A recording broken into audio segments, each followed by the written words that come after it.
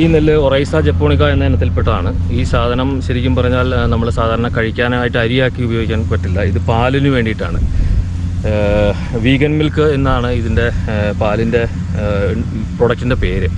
ഇത് ഈ പശുവിൻ്റെ പാല് അങ്ങനെയുള്ളത് ലാക്ടോസ് പ്രശ്നമുള്ളവർക്കും കൊളസ്ട്രോളിൻ്റെ പ്രശ്നമുള്ളവർക്കും ഈ ഇതിൻ്റെ പാൽ ഉപയോഗിക്കുന്നത് വളരെ ഉത്തമമാണെന്നാണ് പറയുന്നത്. നമ്മുടെ കേരളത്തിൽ ഇപ്പോൾ 1-2 പഞ്ചായത്തുകളിൽ മാത്രമേ ഈ സാധനം ചെയ്യുന്നുള്ളൂ. ഞാനിത് ചെയ്ത് കൊടുക്കുന്ന സിന്തൈറ്റിൻ്റെ ഒരു ഉപകമ്പനിക്ക് വേണ്ടിയിട്ടാണ് ചെയ്യുന്നത്.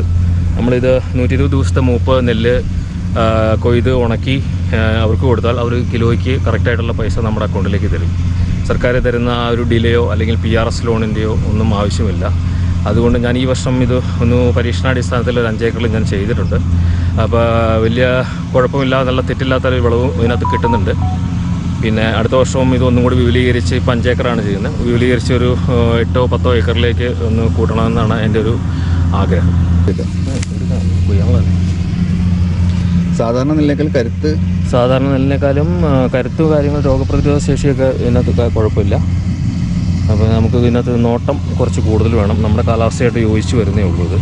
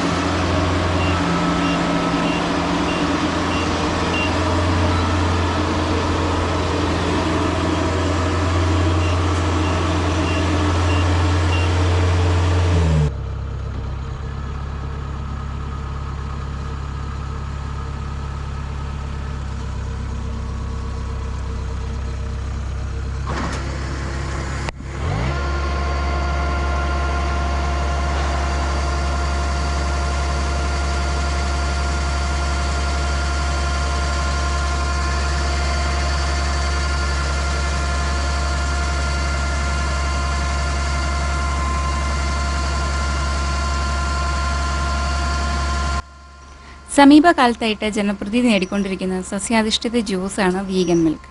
വൈവിധ്യമാർന്ന പരിപ്പുകൾ, വിത്തുകൾ, ധാന്യങ്ങൾ എന്നിവയിൽ നിന്നാണ് ഇവ ലഭിക്കുക.